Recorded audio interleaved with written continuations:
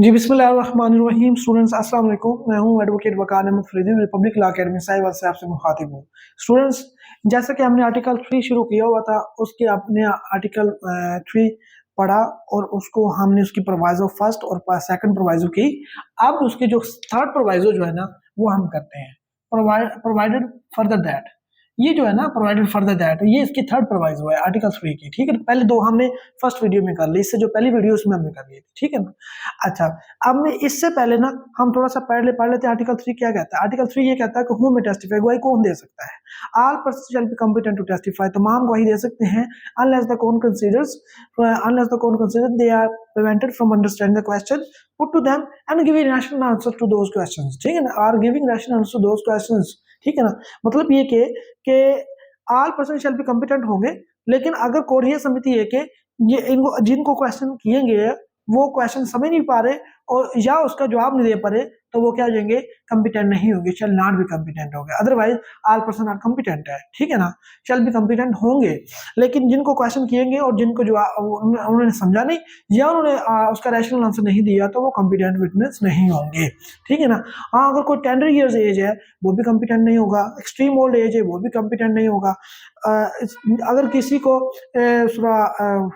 क्या है, बॉडी या मेंटल कोई डिजीज है माइंड के लिहाज से, तो वो भी कॉम्पिटेंट नहीं होगा। ठीक है ना। या अदर कोई भी काज जो सेम काइंड हो, इस तरह से मिलती जुलती हो, क्या करे, जो उस शख्स को आंसर को क्वेश्चन को समझने और आंसर देने से बाज रखे, तो वो क्या हो जाएगा, इनकम्पिटेंट विटनेस हो जाएगा। ये हमने पढ़ा था। और उसके बाद हमने फर्स्ट प्रोवाइजर में ये पढ़ा था कि अगर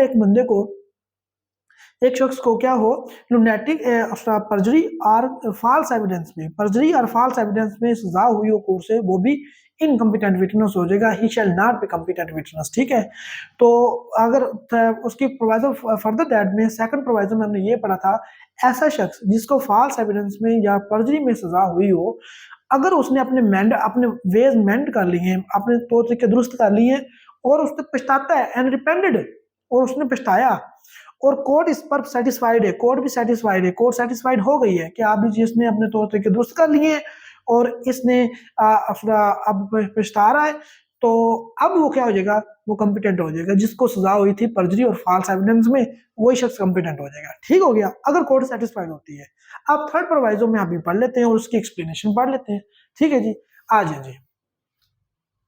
provided further that the court shall determine the competency of witness. The court shall determine, court करेगी, क्या करेगी, शैल डिटरमिन करेगी the competence of the witness की कॉम्पिटेंस को कौन डिटरमिन करेगा, कोर्ट करेगी। ठीक है। इन अकॉर्डेंस विद द, किसके मुताबिक करेगी, in accordance with the qualifications,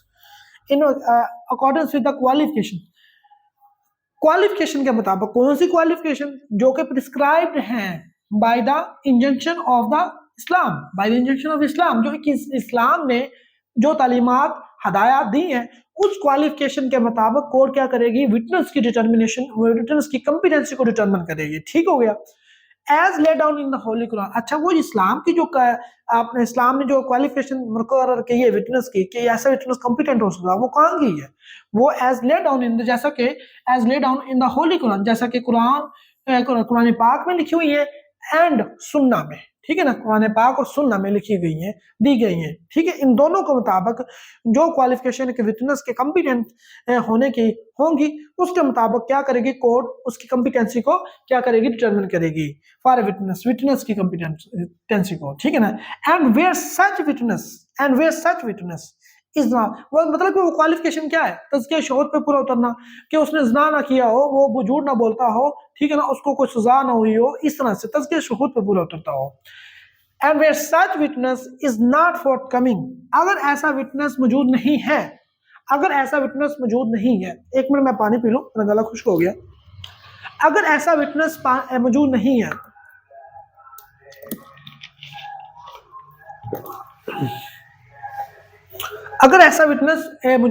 है, द कोर्ट क्या करेगी, मे टेक द एविडेंस, गवाही ले सकती है, किसकी, शहादत ले सकती है ऑफ विटनेस, और एक ऐसे विटनेस की हु मे बी अवेलेबल, जो उस वक्त अवेलेबल होगा, who may be available, the code may, ये देखें कोड मे का वर्ड यूज हुआ यहाँ पे, शैल का नहीं है, मैंडेटरी नहीं है, डिस्क्रिशनरी है।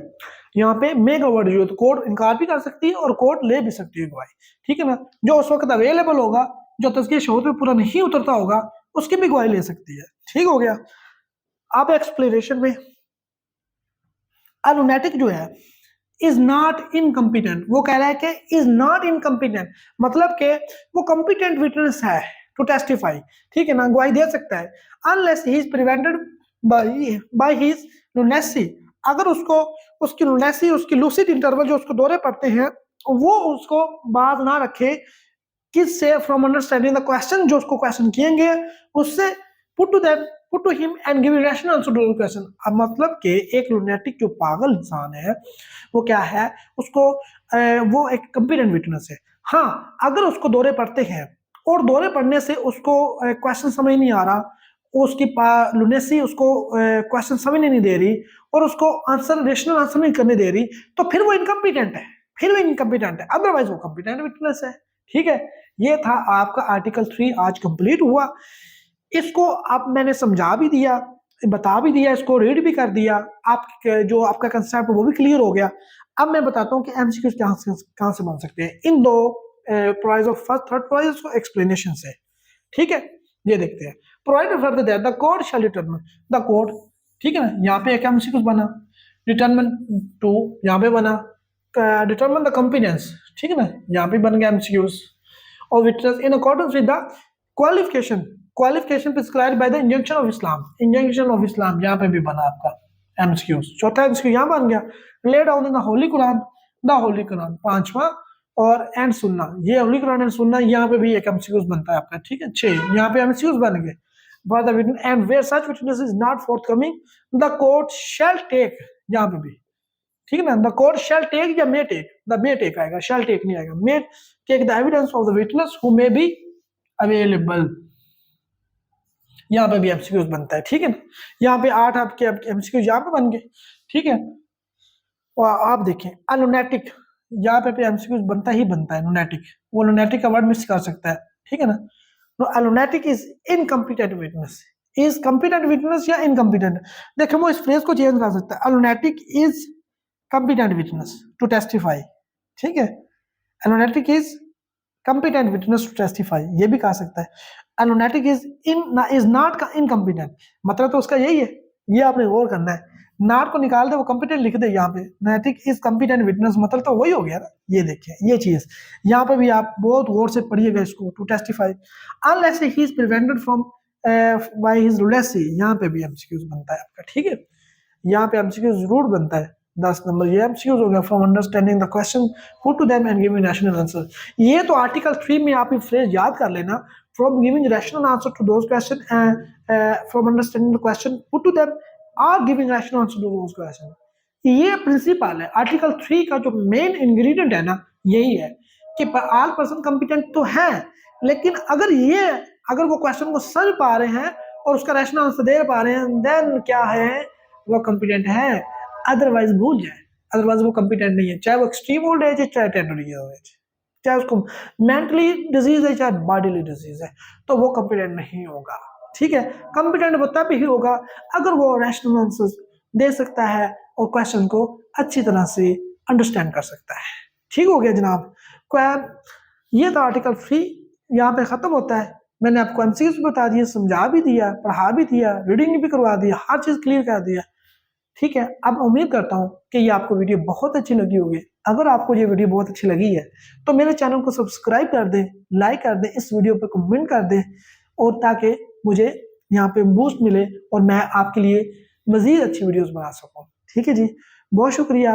वकार Ahmad Faridi advocate high court को अगली वीडियो तक इजाज़त दीजिए। इंशाल्लाह अगली वीडियो में नए टॉपिक के साथ, नए आर्टिकल्स के साथ मिलते हैं।